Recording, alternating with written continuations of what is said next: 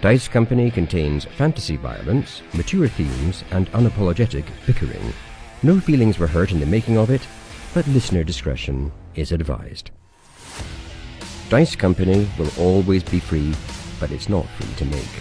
Please consider supporting us on Patreon or Apple Podcasts and get access to our weekly roundtable show Extra Roll. Just follow any of the links in the show notes for this chapter.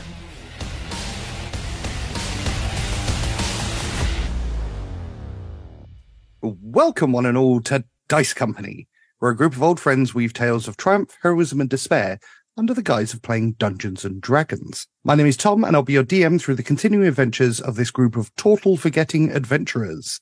Tortle Forgetting Adventurers, please introduce yourselves and tell the audience one fun fact about your characters. Hello, I'm Alex. I'm playing Augustus, and my fact this week is that around 4 years before our adventure began, assassins entered Augustus's home, and Augustus's father was executed. And Augustus was unaware of this. He woke up to find one of the assassins standing over him in his bed, and the assassin looked very closely, very long and hard at Augustus, and eventually simply left him alive. And Augustus has always wondered why the assassin didn't kill him. Well, that is not a cheerful start, is it? A very good fact. I like it. Little insight into some of Augustus's behavioural problems. I mean, it would, that would, take the shine off your day. Yeah, at the very least. Yeah. Possibly even a week. Oh, poor Augustus's dad. Feel a little bit sorry for him. Yeah, I imagine his dad probably felt profoundly sad in the short gap between waking up and being murdered. I like it. I look forward to learning more about that. Hi, I'm Harry, and I'm playing Tok, a 6'8" imposing automaton. Tok's fact today is about automatons. Automatons are no longer crafted with sentience, emotions, feelings, or desires, and older survivors have had sentience taken from them. Built in factories, function as cogs in the great machine of the human civilization. Tok, however, was created by Tick's singular effort 8 years ago, nurtured and raised much like many advanced biological life forms. In human terms, Tick was not merely a creator, though. When the bounder with the red blade hunted them down, Tick's final act was that of a mother, instinctively sacrificing herself for the life of her child. My God, it's so moving. I need a mic to drop. Where? You guys are absolutely killing me this week with just impossibly sad stories about right? parents. You're bringing the sad. What is going on? Clearly been a really rough week. It's half term. Rare follow-up question to a fact. So automatons had sentience taken back from them. Yes, in sentient automatons at the advent of the Civil War had sentience stripped from them. Like automaton lobotomies. Yeah, basically. Damn. In a systematic way. That was in Dom's original. Yeah, I know that. spiel. Thank you for paying attention, Harry. I was bringing it up for the sake of the listener. Hi, I'm Charlie. I play Vander Finnick. And my fact takes us back to the group's meeting in Lunadyne. Not going to give you the full story here. There's a complex set of reasons as to why Vander was there. But what I will say is that Vander unusually was not hunting treasure, but was there to meet someone and expected a bloody end to that meeting. But the person in question didn't arrive. Instead, in the same place, he saw Benny. This was a very important moment for Vander, because he ultimately changed paths from something that would have been dark, even for a character like Vander Finnick. So Benny's arrival in Vander's life is, while sometimes vexing, certainly no bad thing for Vander. Intriguing. So darker than the immediate, attack of the bounders and torture by slicing off fingers. Yeah, even darker. Good God. If that's possible. But I didn't get the memo about soul-destroying sadness, so I didn't manage to live up to the... I mean, it was very the good, time. very interesting fact. And tying yourself to Benny even further is a choice that I'm sure Benny will be delighted about. Also, no one is betting on Vander being unable to bring soul-destroying sadness when he wants to. That's true. Act 1. I don't really know what to say to any of the facts. I just feel profoundly sad. Dave, please cheer me up. I will do my best. Hello, I'm Dave, and I'm playing Benny Quez. The observant listeners amongst us will have noticed that a raven has been fluttering about the party for the last couple of episodes. Benny has sort of somewhat adopted this raven and has named it Missy. I love it. I love it Is that because the it's full fact? Yeah, so We were expecting the raven to be like, I don't know, the soul of a dead parent or... it's a raven called Missy. thank God is all I can say. Awesome. Is the perfect fact to stick the cherry on top of this cake. Only parents of very young children may get that incredibly deep cut reference. Oh my word! Is there a cartoon with a raven called Missy? Is it Peppa Pig? There is a series of audiobooks called Ladybird Audio Adventures, which my son is somewhat obsessed with. And it's basically facts wedged into a narrative. So there's this guy who has a teleporter and travels around looking at stuff. And in order for him to be able to kind of expound these facts, he has a companion who's a raven called Missy, who says things like, and he's like, "Oh, I'm glad you asked, Missy. Yes, I will tell you all about the water cycle." Is Missy chained to him and she's just like screaming for her freedom? She's a free raven. She does what she likes. Okay. What kind of kids' TV show would that be? I don't know, some of them are pretty dark. Run away from learning, children. Histor's eye with the crows. How exciting. Right. Well, it's time for the latest chapter of Dice Company.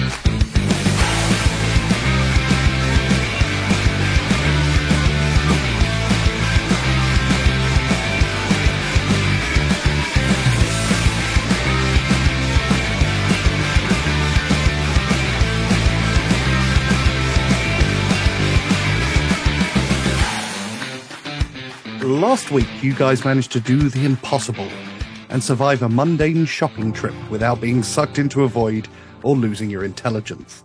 You loaded up with supplies to make the trip back to Haven to help them from an impending attack by the Shadow Vanguard called Morven. With the Sterling taking off into the night sky, you all went to bed for a good night's rest after a hard day's shopping. You awaken to the glorious sunshine of the morning. It is the 13th of Gladden, 7 days before the summer solstice festival. What would you like to do, and where would you like to go? So at some point, Tok would like to talk to Plex on the top deck of the ship whilst he's going about his duties. He will, of course, approach him, but not touch him. Is he approaching him to get his help in rolling my carriage off the ship? Vander, like a snake in the desert, is sunning himself on the poop deck. Great image. He's got all his robes still around him, but he does look like he's absorbing the sunshine. Yain Tok. Plex, I have inquiries into your behavior of the last day. You expressed preferences over language, did you not? Yain Tok. Do you now feel emotions, desires? Have you sentience? While I was assisting you talk, the blue energy struck my memorandum crystal. It tingled. Ah, it was an artifact of the Rojan Awakening. Yain Tok. This will be a difficult process to recreate. Yain Tok. Plex, you are now sentient. This means you are now a person in the human civilization. You now have rights. You are also vulnerable. Are you aware of the Empire, the Bounders, and the Shadow Vanguard? Niet. These are human organizations. They are hostile towards you and all sentient automatons. I advise obfuscation of your sentience. Understood. Do you intend to continue in your service to Vander? Yain Tok. I am pleased. Should I speak to Vander? That would be wise. He nods and turns and walks away and marches straight up to Vander. Okay, immediately after that, Tok and Tick, who is also wearing a big rucksack, is going to walk up to the side of the ship, step onto the gunwale, and throw himself off, leaping like a salmon into the morning air. Immediately after doing so, his descent will slow dramatically and fall at a comfortable rate towards the hillside below. Did Tok and Tick just throw themselves off the ship? Yes. What? At the same time that happens, Lenny the dog, in a slight disappears. Benny's kind of stunned and kind of glances around because Benny was just playing with Lenny, throwing him a ball for him to run and fetch, and he's disappeared. So I leave my cabin and command deck to try and see what's going on. Vander, with almost no movement, the bosun's whistle suddenly appears at his lips, and he summons all the automatons, and then having done that, yells, "Crew, to the deck!" Yes, Vander. Benny is also sprinting up to the deck, having heard the whistle, because it seems like there is something amiss. Yeah, also rushing up to the deck, and if you can see any of what's happened, just looking completely baffled. You have all gathered on the poop deck of the Sterling. What's going on, Vander? Lenny just disappeared. Vander is yelling orders at the automatons. "Nozzle, take in the mainsail. Plex, up the mainstick. We need to bring the ship to a stop." And Vander appears to be frantically turning the helm. "Gentlemen, I have just seen Tick and Tock hurl themselves from the Sterling. I didn't see all of their descent, but it appeared they began to slow as they approached the mountainside. Clearly magic was used, though I know not what they were thinking." I mean, they threw themselves over the edge? What could possibly be the reason for that? I observed Tock speak briefly with Plex. I don't know what they said. Plex, did Tock mention why he was going to hurl himself from the ship? Niet, Vander. He told me to speak to you about my sentience. What?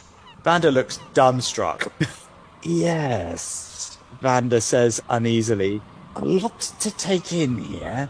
Nozzle, take Plex below. Make sure his functions are all in order. Plex, please follow Nozzle." Yes, Vander. Jain, Vander. And they leave. And we got to get the ship down and try and find Tick and Tock and see what the hell's going on. Indeed, a perplexing problem. I think if Tock threw himself from the ship, he intended to leave the group. That leaves us with two choices.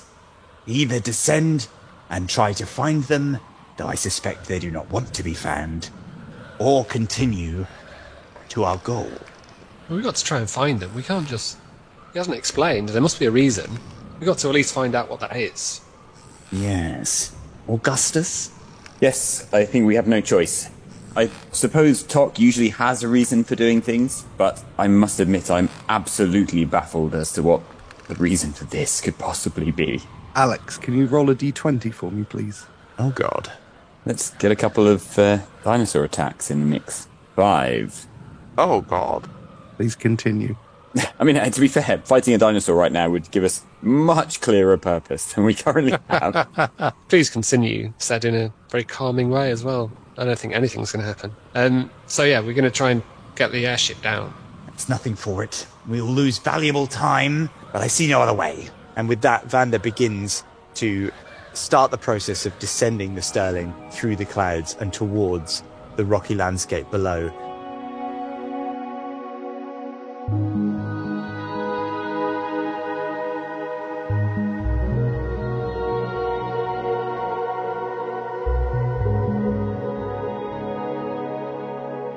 Gentlemen, I don't suppose in our various navigations you picked up any of how the Sterling actually operates? Vander says hopefully. I'm afraid not, Vander. No, I rather thought the automatons had that well in hand. I focused on my histories. Very predictable. Vander corrects. The last time I tried to help out with the ship, Plex got very upset, so I've been keeping my distance, so I'm afraid I haven't got a clue how to fix it.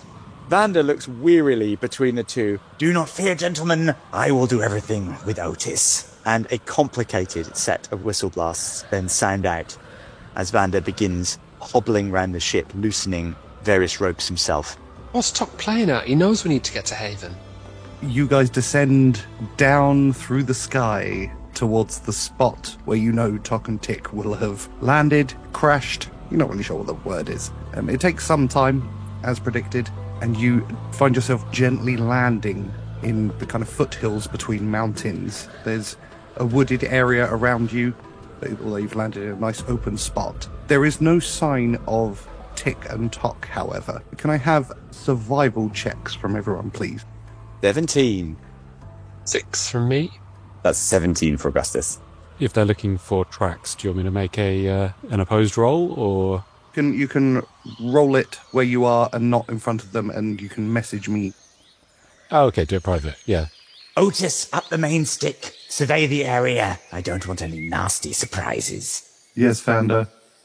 Augustus and Vander, you spot the heavy tracks of 2 automatons heading into the forest towards a small cave. Vander leans to Augustus. I don't suppose you've noticed the extremely heavy footfall of 2 massive robots there? Yes, I was trained by one of the finest trackers in my country. And happily I'm able to follow the incredibly fresh footprints of 2 6'8" automatons across wet ground. Had the ground been dry, my dear Vander, we would have been absolutely stumped. Skill, yes. I also am a tracker and can even recreate the scene for you. Please, paint us a mind picture of what happened here. It appears 2 giant automatons hit the Earth at approximately 200 miles per hour over there and stomped into the jungle. Feel I've witnessed it myself after that vivid description. Shall we move, or are you two having fun playing sleuths? It's not as fun as it looks, my dear Benny. Well, let's get cracking then. Let's get cracking. Away. You guys follow the footprints into the foresty area towards the small cave. Talk. A little way inside the cave where it starts to narrow, you will see 4 automatons, 2 with halberds at the sides, and then slightly behind them, you'll see Tok and Tick with swords and drawn and shields. Their packs are behind them. They look ready for a fight. So are they facing us or facing away from? Yeah, I mean, you'll probably see them. They may see you before you see them. I'm not 100% sure, but I'm presuming Vander will see things first, being the perceptive chap that he is. So yeah, you say they haven't quite seen you yet, but they probably will very soon. Vander makes a signal to pull the group to a stop. Benny, it's maybe time for you to do one of your disappearing acts. Maybe a bit of cover with your bow, I suggest? Wait, he's not going to attack us, is he, Vander? It's Tok. There appears to be 4 of them in the cave. 2 we've never seen, and all look prepared for a fight. I don't know what's going on, but they must be preparing for something else, because it won't be us. It's usually easier to make him disappear than this. I start walking towards the cave quite openly, so that I'm not trying to make myself hidden, going straight in. We go, Tok? Greetings, Benny. Have you come alone? No, Vander and Augustus are behind. What's going on, Tok? I have taken steps to protect myself, my creator, and Lenny the dog. From what? From Vander. The contract time nears completion. I am unable to effect repairs. Correction, I will not effect repairs. Effect repairs on what, Tok? What are you talking about? The automaton Plex. He is sentient. I will not erase his sentience. Well, who said you should erase his sentience? Vander. Our agreement was that he would be returned to his state 2 days previous, within 48 hours. 48 hours is within 12 hours of this time. Vander's own curiosity has forced him to hobble in the direction of the conversation, though he's only picking up bits at this point. Both Tick and Lenny the dog were also on the list. Yeah, Vander, come and reassure Tok. Vander, you've been threatening a very literal automaton, and he believed what you said. Can you talk to him? Gentlemen, Vander says, arriving at the scene. As Tok sees Vander, he will again assume like a very defensive and ready stance. You can see him basically. Vander will see that he is like on a hair trigger. Vander observes this and stands still. Vander, Tok thinks that you are going to kill him and Lenny the dog because something's gone awry with Plex. He will be unable to kill Lenny the dog. I have detached his demi-plane from this plane and attached it to a separate plane. Vander appears to be working things out very quickly at this point. Tok, who are your friends? My friends are Benny, Augustus, and previously Vander Finnick. Also Bartel Schultz, Rosalind, Tick, my creator, and Lenny the dog. Vander massages his temple. Also Kalen, the Rojan, and the people of Haven. Vander, you don't need to get into all this. Just explain to him what exaggeration is. Explain to him that you're not actually going to hurt him or Lenny, and then we can all get on with what we were doing. You're quite safe, Vander says, again massaging his temple. Incorrect. The threat was made safety cannot be assured. Safety is assured. I've listened to Plex, and I believe that he may be happier in his current state than previously. In his previous state, he was not capable of happiness. Safety cannot be guaranteed whilst the contract is in force. The contract is... And so Tok will take out one of the little tablets he's got, tap it, and Vander's voice will play out from the tablet. But let me assure you, terrible, terrible misunderstandings and indeed events will occur to you and those you love if Lex is not returned to the state he was in a number of days ago. I will find that acceptable.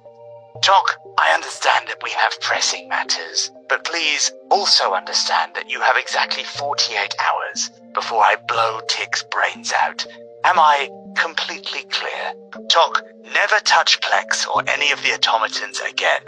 Otherwise, I assure you, immediate violence will befall your person. Vander, don't threaten Tok. Benny, stay out of it. I'm now adding Lenny to my list. This conversation is closed. Vander, repairing requires physical contact. You may touch him purely to repair him, and then the rule stands. Are we clear? I find that to be acceptable. This is like a murder trial conducted in advance of the killing. Vander listens to the words as they ring out in the cave and replies simply and darkly, "Who are your friends, Tok?" My friends are... And Tok will go through the whole list again and say, I'm referring specifically to the two new automatons, and Vander points in a very clear way to the two new automatons in the cave. Weird this, because in this scenario, Vander, most people would go, "Oh, I'm really sorry. I've royally fucked up. I didn't mean those things I said. Can we get on with the important things that we were in the middle of doing?" I'm surrounded by fools. I am unaware of their designations. Have you just come across them then? In the woods? Vander says. Negative. So you refuse to answer my questions? I have answered your questions, Vander. But you will not volunteer who or what those new automatons are to you, or indeed whether they're a threat to the group. The new automatons' designations are unknown to me. They are not new to me. They are automatons. They are no threat to the group, unless attacked. Benny, what are your thoughts on our new acquaintances? I suppose it's not ideal. We've got two brand new automatons that nobody knows where they've come from. Where did you meet them, Tok? Near the city of Slateholme. I believe their designations may be known to Tick, but sadly he remains uncommunicative. They look like automatons in the old style, similar to those we encountered in the vault. Indeed. I believe their designations may be known to Tick. Well, that clears up surprisingly little. So back to our standoff, Tok. You plan to remain in this cave forever in protest, I assume? Negative. If I survive the encounter, I will leave. So you think we're about to fight to the death over a contract that is now due? Indeed. Is that not your purpose for coming here? My purpose was to pursue a friend who had thrown themselves from the Sterling. But I understand things have become rather more complex. Tok, I think Vander thought that you had damaged Plex. He discovers now that you have merely altered Plex slightly and that Plex is happy with that and Vander is content with that. Therefore, any threat to you is no longer the case, and we may all proceed back to the Sterling for tea and exotic cheroots before rescuing the people of Haven. I find that to be acceptable, although the agreement was not broken. Which agreement? Sorry, Tok, I zoned out a little during parts of this conversation. Vander is still holding the contract in effect. I have broken the terms. The penalty clause is still valid. Vander, do you have any intention to harm Tok or anyone else because of Plex now being sentient? Well done, Plex. Vander seemed to be getting increasingly irritated by how the conversation has gone, and his non-staff hand appears to be twitching. A slight crackle of greenish light appears there in a threatening way that no doubt Tok assumes to be an attack. And Vander appears to be making his mind up He raises his hand, but at the moment of appearing to strike, he wilts. Tok, I assure you, you are safe. You do not hold the contract to be in effect. No, I do not. Tok's air immediately changes. He walks forward. As he does so, he takes out his bag of holding and again stuffs the Generation 1 automatons, completely unmoving, they've been like statues the whole time, into the bag, one and then the other, and then joins him and Tick, join the others at the fire. Oh, hang on. These are the automatons you took from the vault. Yeah. And then Tok clicks his fingers, and Lenny the dog appears by the fire as well. Augustus clicks his fingers. Does that make Lenny disappear? No. So Augustus clicks his fingers and nothing happens? Yeah. Damn it. Correct. It would have been great if Lenny had just disappeared again. I'd turn him on and off like a light bulb. Oh, boo. Gentlemen, perhaps I should tell you a story. And with that, he walks slowly out of the cave. Vander, with a miraculous quickness, has lit a small fire in the cave's opening and has sat down. He's basically splurged out some magic that was ready to incinerate Tok. Just before you begin, can I get Charlie, Harry, and Dave? Can you all roll a d20 for me? And one of you, I need to roll a d100 as well, please. I rolled an 11. 12. I rolled a 1. Oh, God, that's almost only appalling. Oh, 78. By some distance, I've just rolled the highest roll of the campaign. I realise I had a slight advantage, but I think everyone else might be inspired. You are now all gathered around the fire. As Vander observes Tok putting the two automatons back in the bag, he says, Using the automatons to create an additional guardian presence. Very clever. Indeed, it was a ruse. I appreciate ruses. Vander says almost to himself, as they gather at the fire. Gentlemen, did I ever tell you the story of how I came by the Sterling? You alluded to it in an extremely evasive manner. Vander flashes one eye at Benny. Well, then perhaps it's time I told you a little more. You see, I did indeed sail the Sterling before we met. I was not alone, though. We had a crew. Making up that crew, there was myself and my shipmates. Matthias Pound, Olin Tristran, Nathan Zota, and our captain, and my friend, Halion Maddox. These were Rojan. No, they were a collection of very different characters, but not Rojan. My shipmates and I had many adventures together. It was the first time since my incarceration that I felt alive. We plundered where we could, maybe stories for another time. Sadly, though, our adventures were due to come to an end. We were betrayed. And they all died. I don't mind telling you I did feel something for my shipmates, and I was deeply saddened by their passing. My reason for being in Lunadyne was to find and extinguish the person I hold responsible for the betrayal that led to the death of my crewmates. It took me years to track them down, and in that time I confess I succumbed to a form of attachment. I knew I couldn't run the Sterling by myself, you see, too many ropes to pull, and only my weary frame to pull them. So I used the riches we had amassed to gain automatons, and each of the automatons in posterity I named after my crewmates. Mattis Pound became Sterling, Olin Tristran became Otis, Nathan Zota became Nozzle, and my best friend, Halion Maddox, became Plex. My automatons and I continued our adventures until we came to Lunadyne, where more misfortune befell us. You understand then, I tell you, because they're not just automatons to me, Tok. And when I sensed that you had meddled with Plex, I confess I was furious. I felt that you were betraying the memory of a friend, and the last vestige of a soul I am still attached to. I'm not proud of how I spoke to you on the ship, but understand that I do feel strongly about the automatons. And that is why I spoke as I did. And with that, Vander raises a gnarled hand and scratches underneath his mask, clearly uncomfortable having to speak so personally about such things. Vander, did Plex converse with you about his newly gained sentience? He is now a person, and a person chooses, and a slave obeys. Vander looks down for a long time, and then back at the ship, where he knows Plex is. Yes, a person does choose, don't they, Tok? And I know that he isn't Palian. I will speak with Plex and establish what it is this sentience has done. He pauses again, and then seems to gather himself. Well then, I trust this is concluded. He looks around at the group, but his one eye rests eventually on Tok. I find this to be acceptable. Let us hope our nonsense still has a long way to go, my dear Vander. Oh, I'm sure it does, Augustus. I'm sure it does.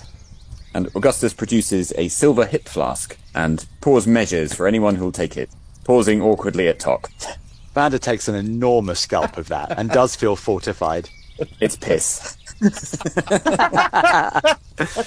It's not piss, it's a fine whiskey. Tok will again use the little straw-like thing that comes down, flicks down from behind his faceplate to take a small sip, pass a small sip to Tick, who does likewise, and then also offer it to Lenny the dog.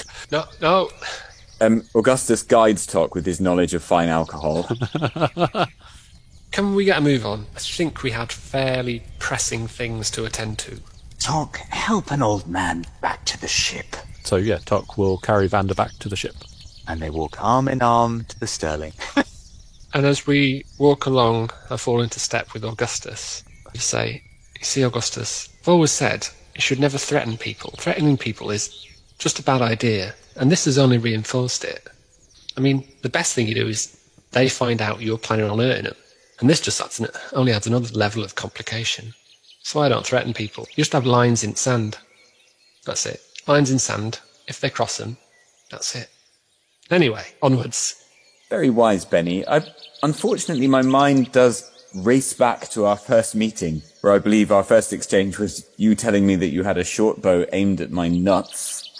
However, I do not wish to sour this moment, and I fully accept the wisdom of what you say, and I trust Vander will learn a useful lesson in the way he speaks to our extremely literal friend, and to others. Now a performative threatening. If I ever mean to hurt you, you'll never find out about it. I have no retort, because I absolutely believe what you say.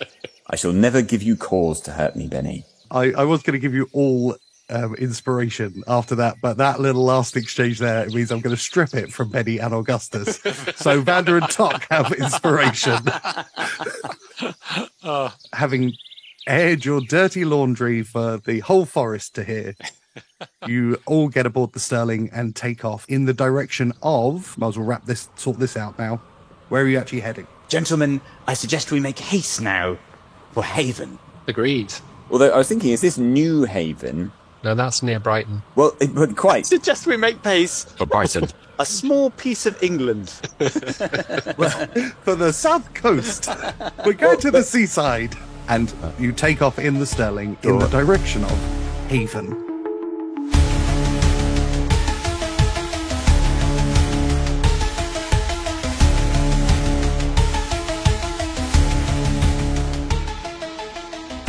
Yeah, Tok and Tick will go back down to the workshop and reassemble it out of Tick's bag.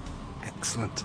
With a few of you on the main deck of the Sterling, obviously Tok below deck with Tick, you're going about your duties with a renewed sense of purpose. The sturdy wooden planks underfoot reverberating with the hum of a well-tuned capacitor as the Stormlord propels the ship forward. The sails billow in the crisp breeze as it glides through the air towards Haven. High above, the endless expanse of cerulean sky stretches in every direction, occasionally punctuated by fluffy white clouds. There is a tranquility to the day, the sort of peace which sings in your minds. High above the chaotic lands of civilization, surrounded by the beautiful, enticing melody of nature as it plays its song just for you.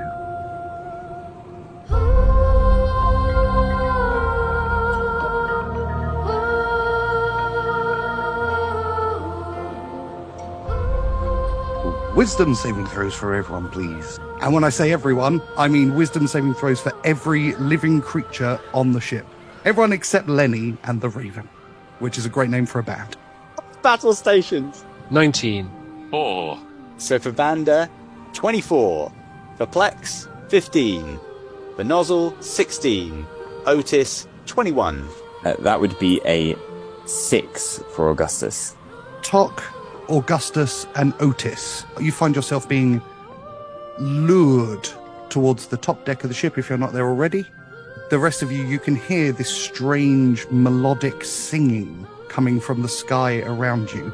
Vander and Benny, you see Augustus, Tok, and Otis walking with big smiles on their faces if they can, obviously not the automatons. And they seem to be muttering about how beautiful it is, what a lovely day, what a time to be alive, as they head towards the edge of the ship. I think this is sirens of some description, and I want to check my understanding of that. Give me a nature check. My first legitimate nature check. 5. It's just really weird behaviour from them. You don't really know what's going on. This is the second time today. The grain of the wood is excellent on the Sterling. My instinct was also there was something siren-y about it, so can I do a nature check? You certainly can. 19. Nice. He's been outside before. Benny, your years on the street have taught you many old tales from sailors, talking about winged beasts called harpies, who lure sailors to their deaths off the side of the ship. I call to Vander. There's something weird about the noise. Plug your ears quick.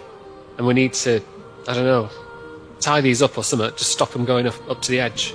Vander is aware that there's something desperately wrong, even though he can't determine what exactly it is, and complies with that, wrapping a bandage round his masked face to obscure his ears. He also gestures, in hand gesture terms, to the 2 remaining automatons to come to him. The 2 remaining automatons approach. Yes, Vander. I grab a rope and I say, let's try and lasso them up and lash them to main stick or something. Vander continues with the automatons and makes a binding motion and then points at the crew members who are making their way up to the top decks of the ship. Off the side of the Sterling, you see 2 feathered flying humanoids whose mouths are open as the enticing song bellows from deep within them. Harpy attack. Roll initiative, including those who are currently enticed by the harpy's song. Initiative 4 for Vander. Oh god, everyone else is rolling brilliantly. 5. 3. Now, I could add all my rolls from today apart from the 78 together to about 6. Yeah, and 19 for Tok. So the order is Tok, Tick, Otis, Harpy, Benny, Vander, Augustus. Nozzle and Plexus with me, right? So everyone else down at the bottom decks, with the exception of Benny, is moving towards the edge of the ship. Correct. Plex, on the orders of Vander, is going to sprint down the ship and just crash into the nearest bewitched person. So because he used a dash maneuver to get there, he can't perform an action on this turn, but if Tok attempts to leave his vicinity, he can make an opportunity attack, which he can do in the form of a grapple. Okay, I think the fear is that this ethereal music is going to cause people to throw themselves off the Sterling, isn't it? Next up is Benny. My first job is Lenny disappear, and my second job is to dive on Augustus and grapple him. Let's have an opposed strength check. You versus Augustus. No, that was a mistake. 0. 13. You attempt to grapple Augustus, but he fights you off because he just got to get towards that music. He just loves the music. Augustus, would you like to express how much you love the music? I mean, I'd really like to express how Benny said he wasn't going to warn me before he attacked me. 2 seconds later, I'm just listening to some lovely music, just planning to do some little bit of air walking, and suddenly he's all over me. Just a little bit of air walking. Yep. Yeah, I was just going to, do, music holds you up, doesn't it? Often, not literally. But in this case, I'm pretty confident if I fall off the side, it's going to be fine. Augustus says, I must hear this music. Benny, go away. Vander. Vander knowing, so am I right that Tok is also possessed, as it were? Correct. So Tok, Tick, Otis, and Augustus. Okay, well, Vander's never going to make that distance. So, crazy risks, crazy prizes. I want to tip the ship downward. You can use your bonus action to tip the ship. Vander tips the ship downwards in an attempt to lose altitude in order to prevent a crew member from falling over the side and falling to their death. Then hobbles to the rail just west of Tok, so sky side of Tok, and then casts telekinetic hand with the aim of pushing Tok 5 feet back from the rail and towards the center of the ship. He extends his hand and... You have to make a Constitution saving throw, Tok. Tok rolls a 22. Which is a save. Unfortunately, the move does not work. Well, I tried. Augustus, you can step towards the music. Meaning I have to do that? You do. Well, so I have to go... so you're telling me to jump over the side of the ship? I'm not telling you, the harpies are. Oh my god. Benny, you may do an attack of opportunity if you would like to attempt to grapple Augustus to stop him walking. I can't cast a spell as an attack of opportunity. Not unless you have a specific feat, which I believe is Warcaster. So what's my role? Desperately important is what it is. Yeah. It is an opposed strength check, so you both have to roll strength check. -1. Oh god.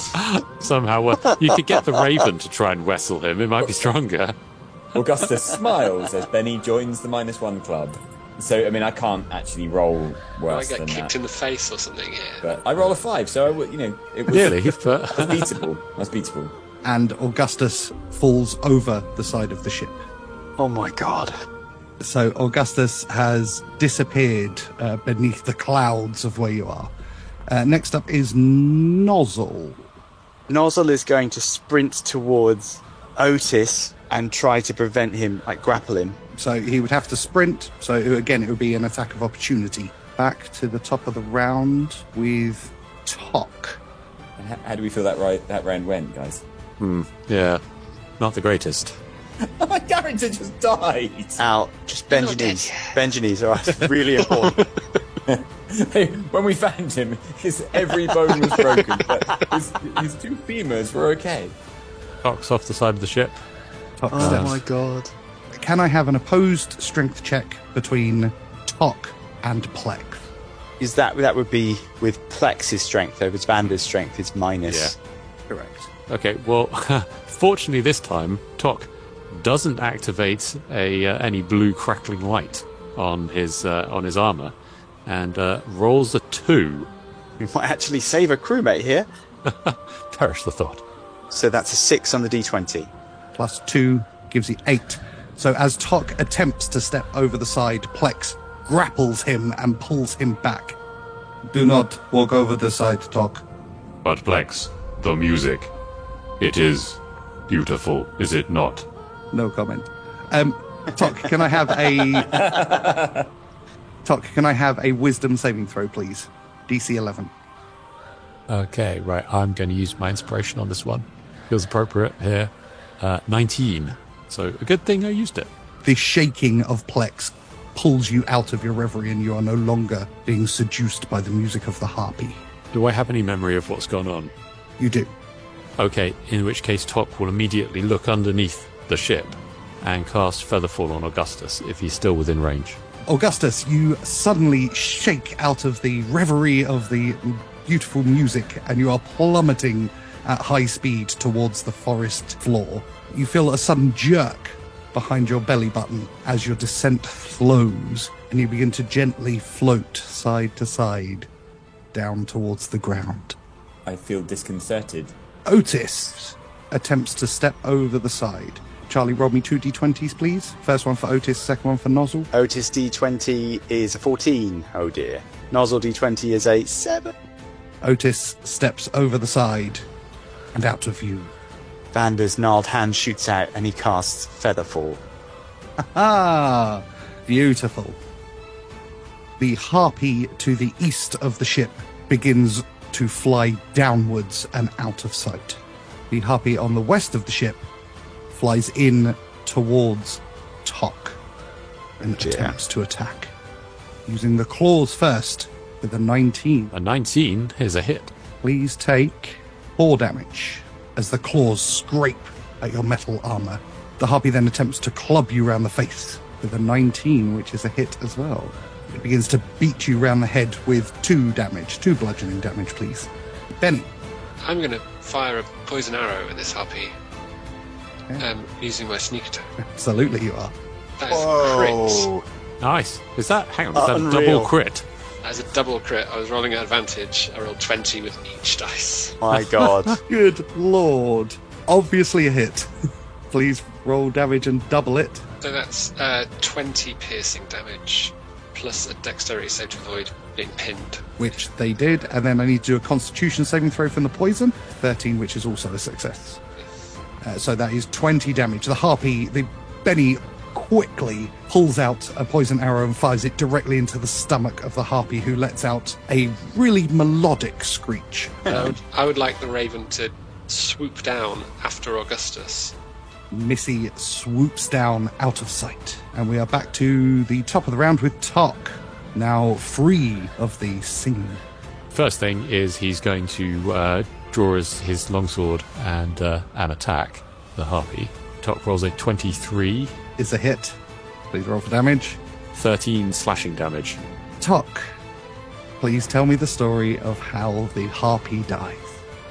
So Tok will, with his giant armoured boot, stamp on the harpy's foot, use his shield to punch into its face to get himself distance to free his sword, and then will proceed to just start hacking into its neck and torso until it's a kind of a puddle on the deck. After this happens, he'll turn around and say, Tick, where is Tick? And Tick will come running up out of below decks. Beautifully graphic, and Tick does indeed come running from below decks. And with that, you're out of combat, everyone. Augustus, you and Otis are now gently floating towards the ground. Vander, you have aimed the airship down in their direction to close the gap, effectively. And Augustus and Otis land with a gentle thump on the ground, taking no damage. And anyone watching the journey of our airship will be absolutely baffled as to the route we're taking, to go all the way up into the sky and then charging back to the ground. Again, people keep jumping off and then weirdly feather falling to the ground. There's some sort of, I don't know, like some skydiving company we've opened. You guys land, are able to collect Augustus and Otis, and for the second time take off from the Moonshadow Mountains up towards the sky in the direction of Avon.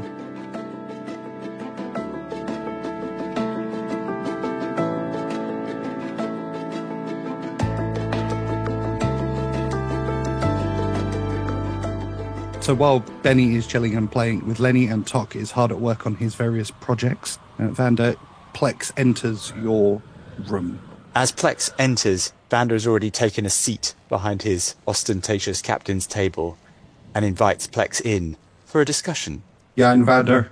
Plex, rather interesting developments today. I can't help but feel that Tok may be right and that you are altered. Would I be correct? Yeah, and Vander.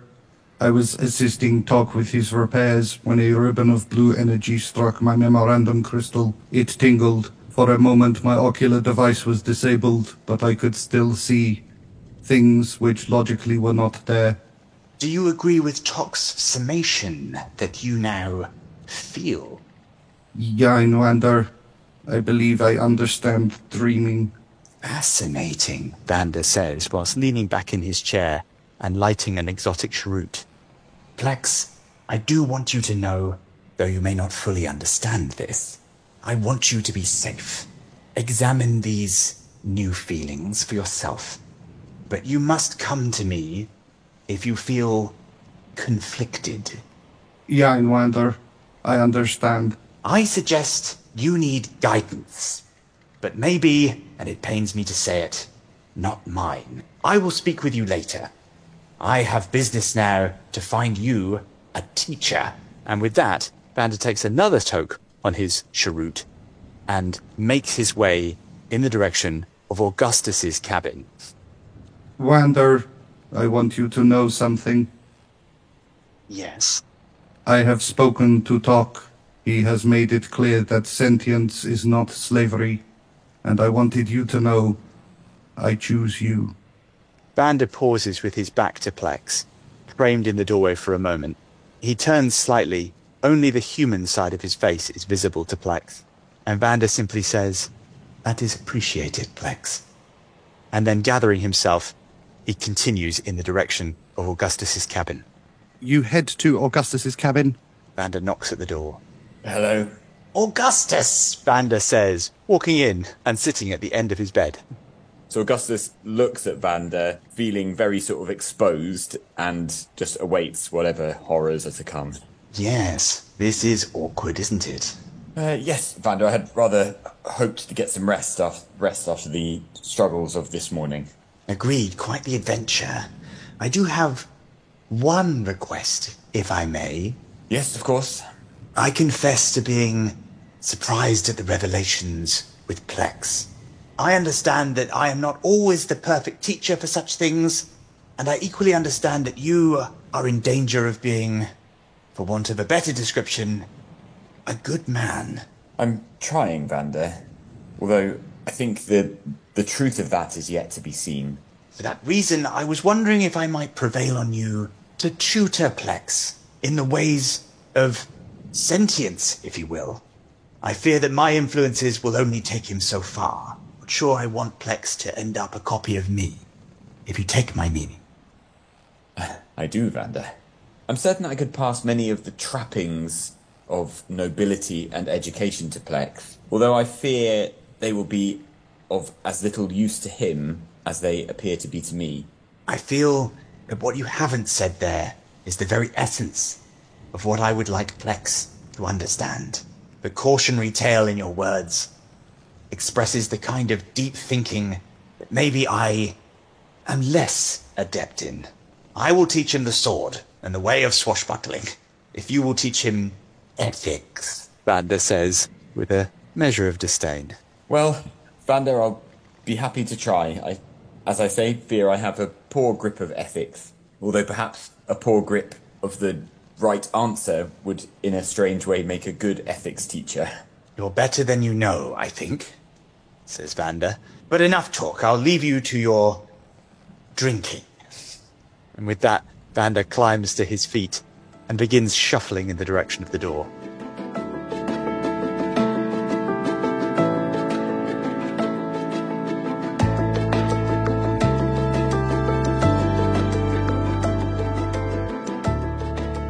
Let's have a look at that map, Tok, and see if we can work out where we might recommend the Haveners go.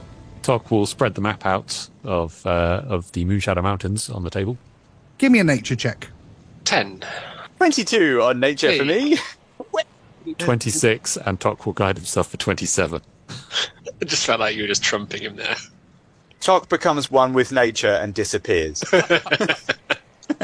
I'm not actually sure if Augustus is in the room, but if he is, he rolled a natural 1 for 4, so he might slope off back to bed. Okay, so whilst Tok has a great understanding of nature, he's going to be more assisting Vander because human settlements are not something he knows much about. The two of you, working in beautiful tandem with one another, are able to identify a perfect spot for a small human settlement in the foothills to the north of the Moonshadow Mountains. The only potential downside is that it's very close to the beginnings of the area known as Roanoke. Only one chance of total destruction there? A perfect spot, or at least the least terribly dangerous we can find. Vander says happily, pointing at the point on the map.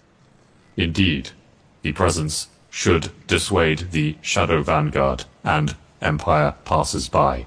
I think we might need to give a bit of consideration as to how the Shadow Vanguard found them in first place. But yeah, first things first, let's get them relocated and then we can get on with that.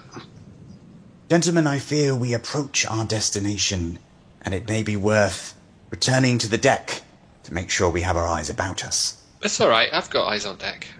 How very interesting. I assume we refer to your raven friend. Yeah, that's the one. You see through his eyes? I can do, yeah. When needed. It's good, isn't it? Certainly extremely useful, Benny. Extremely useful. This is a feature of the Rojan, Vander? Difficult to say. Benny has been so very secretive about his evolution. And you do hate secrets, don't you? Animal companions, pets, are in the stories of the Rojan. Is that right? They are, but I only hate other people's secrets, Benny. It's starting to feel a bit like Augustus is an animal companion here, like a friendly dog among 3 increasingly powerful wizards. The thing you'll find, Vander, is when you insist on keeping all your secrets but knowing everyone else's, other people get a little bit resistant to that. Yes, I have noticed that. It's a difficult trait to shake, though. I suppose if other people have enough secrets that you want to find out about, maybe that will encourage you to be more sharing in the future. I rather think the question will end up being who is the better secret keeper, but time will tell who's right. Benny looks off into the distance and says, as if it's just a passing thought or something he's been thinking about all day, just think, if you just told people how you got the sterling and the history of that a few days ago, or is it even weeks now, when we first asked, none of the hassle of today need have occurred. I don't tend to wear the death of my friends on my sleeve. Fair enough. Just making a point that secrets aren't always helpful. You see Tok out of the corner of your eye, Vander, staring at your sleeve. Bless all the gods who look over you, Tok. Your life will be long and hard. He's just for clarity, Tok. He's not telling you what to do or what's going to happen. He's not promising your life is going to be long and hard. Oh no, yeah, we're close to another contract. It's not a contract. Those of you who are in attendance, obviously not Augustus, who's gone off to have a lay down and a drink. The rest of you head up to the deck of the Sterling as it begins to descend from the azure skies as Haven comes into view.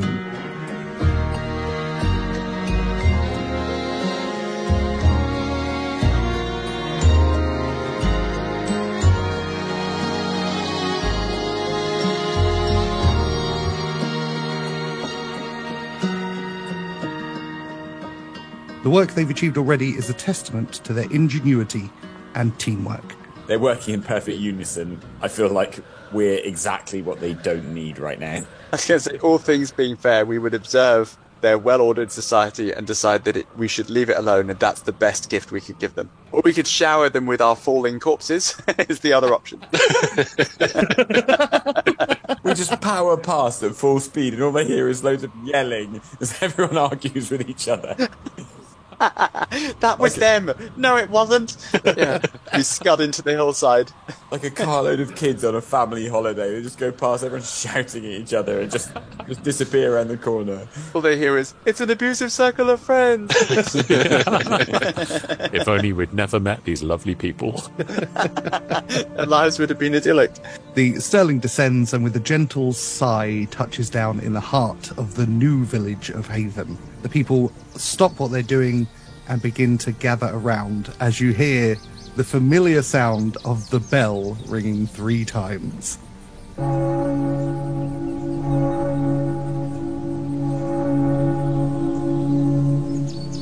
Alara steps forward from the pack to greet you. Oh, hello. Well, welcome back.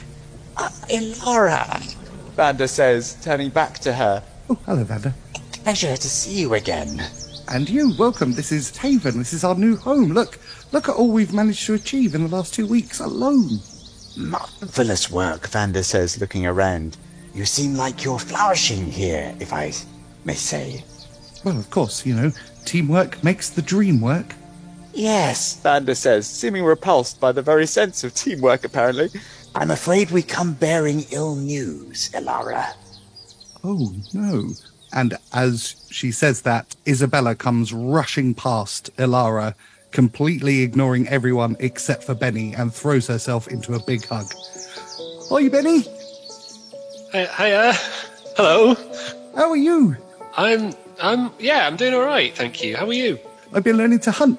Come see what I've hunted today. And she grabs you by the hand and tries to pull you towards the village. All right. Okay, I guess I'm doing that then. Right. Come on, Lenny. Come on. And Lenny, barking, follows behind you. As you can see, we're all great to see you, but you have bad news, Vander. To correct myself, apparently I'm the bearer of mixed news. What's going on? Apparently young love. I'm afraid I must return to the sadder tidings I bring, though. Oh, no. What is it? It is with sadness I tell you, Alara, that we have become aware of the possibility that your location is now known to the Empire. I fear that they may be en route here, and I'm deeply sorry to tell you, we may have to relocate. Oh, not again. I understand that is hard to hear. We do have supplies, and we are here to assist you in moving your location. Know that we are no happier to hear of the Empire's knowledge than you are. And how sure are you this time? Ah, Cato, Vander says, racking his brains. How sure are you? unfortunately, we have it on good authority, Cato. And what authority is that? None of your riddles, please. Are you familiar with the Mayor of Slateholme? Charming lady. No. She has connections direct to the Shadow Vanguard themselves, and she's heard it directly from their lips that they have your location. I fear that you must take this news seriously and act upon it urgently. Another figure steps forward. And why are they after us? What have we done to the Empire? Quite frankly, you have resisted them. And so, because we resisted them once, they are now chasing us. How do they have our information? Did you tell them? Have they tortured it out of you? I assure you that no one has tortured information out of me for some time. We are unclear as to how they became aware of your new location, but we are certain that they know. If we can find out how they've come across this information, we will of course move to sever that connection. But for the time being, I'm afraid we must face facts. And the facts are that you are in grave danger. Another figure steps forward. Someone you recognize again from the last time you were there. We have to believe them, don't we? They helped us out before. They wouldn't do this just as some kind of sick game, would they? And there's kind of murmuring of disagreement within the crowd. And then Alara says, okay, everyone, I'm going to speak to Vander and his friends, and I will come up with a decision within the hour. The murmuring continues as she tries to take you aside, Vander. You're absolutely 100% sure. As certain as we can be, he says, in a quieter tone, so as not to further arouse the crowd. How long have we got? Can we take our supplies, and if we quickly take down all that we've built, can we bring that aboard? Every moment is a more risky business. I would suggest we leave within the day. Okay. I will speak to them. Thank you for bringing this to us. Let's... Alara, Talk. Hello, Talk. we have procured additional supplies. We have scouted a possible location for resettlement. That's great news. Thank you, Talk. Thank you both. Thank you all. You always look out for us, and for that we are appreciative. All I'm thinking is it would be good to get the wood that we've chopped and carved down into size for our buildings. It should be a fairly quick job if we all hands to it. We can take them down and we can be off in the day. We will assist. Thank you, Tok, as always. Time for me to have an uncomfortable conversation with the people of Haven. No one tells you about this, about the trials and pitfalls of leadership. And she takes a deep breath and seems to visibly steel herself. Best of luck to you, Alara. And she turns around and begins to address the crowd. Benny, you have been dragged just further into the village of Haven, and Isabella pulls you up to a series of rabbits which are laying gutted in a row. Look what I've done. Wow, that's really something. What did you use? How did you do it? The bravest man I know uses a bow. So, you know, I've been teaching myself how to use one. I see. You seem to be an excellent shot, so well done. How's it all going here in Haven so far? Oh, it's been so wonderful. Everyone here has put their front foot forward and gone with building. We're really happy here. Well, I'm glad it's what you're good at, anyway. Because, yeah, I'm afraid I think you're going to need to do it again. Oh, no, why'd you say that? We've had word that the Empire know where you are, and the Shadow Vanguard on way. So we've come to move you, I'm afraid. Oh, I mean, how do they know where we are? That's what we haven't worked out yet. But we've not had time to look into it. So job 1 was coming here, getting you to a safe spot. Then job 2 is going to be finding out how they knew. I bet it's a spy. Really? What, here in Haven? That Thrain, I've never trusted him. Right. He was always doing weird things in the old Haven. He's never really fit in. I mean, I don't like to judge people, of course. You gotta stay open-minded. He's always sneaking off into the woods alone and saying he's going hunting, but he never comes back with anything. I mean, it's probably now. It's better not to suspect people. But I'll look into it, on the quiet. Oh, you are wise. So, yeah, assume he's a good un, and I'll let you know if he ain't. Which house is Thrain's, by the way? That one. And she points over a couple of rows back from where you are. And when he goes into woods, what direction? He always heads off to the west. Okay. I'd better check this out straight away before we tell anyone where we're moving you to. So, I'll be back. Can you point Thrain out to me? Do you know where he is? She looks back to the crowd and points close to where Vander and Elara and Tok are at the moment, and points to Thrain. Does he look like he's fairly engaged? He's doing his best to try and overhear what Elara is saying, and Elara has just turned and is beginning to speak to the crowd. So yeah, I would like to take myself off into a quiet corner, get my good friend Missy on the scene, looking for any open windows or a chimney to go down. Missy circles over the hut, swooping down, and finds that not only is the front door open, but both windows to the side of the building are open also. It's a circular hut, like a kind of wood and mud combination construction. Benny tucked away. He inhabits Missy as she flies in and investigates for just any signs of anything you wouldn't expect, I think, in a villager's hut. Give me an investigation check, please. 20. As Missy the Raven hops in through the open window hole, you find yourself a very sparsely decorated room. There's just a bed and what appears to be a roughly constructed toilet. And there is a chest which is open and has stacks of neatly folded but quite rough-looking clothes, mainly tan, handmade by the looks of it. As she begins to peck through towards the bottom of the chest, you see the familiar blue of a bounder's uniform.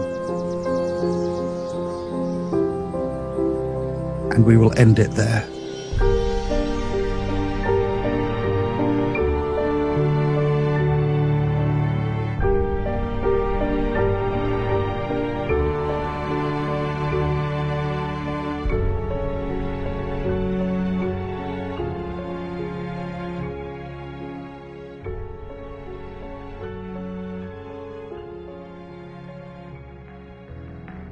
You've been listening to Dice Company's Small Embers, starring Dave Windust as Benny Quez, Alex Morrison as Augustus Zeno, Charlie Blackadder as Vander Finnick, and Harry King as Tok, with Tom Patrick as your Dungeon Master. Just as a side note, those facts were all fantastic. You bastards. Really, yeah. Thanks for grouping mine in with the others there. It needed it, for God's sake, otherwise I would have been too sad to continue. Like, we're near on the plot line of Watership Down by the end there. So. Yeah. People cared about the rabbits, though. We're Watership Down, but where you don't care about the rabbit. You're just sort of relieved.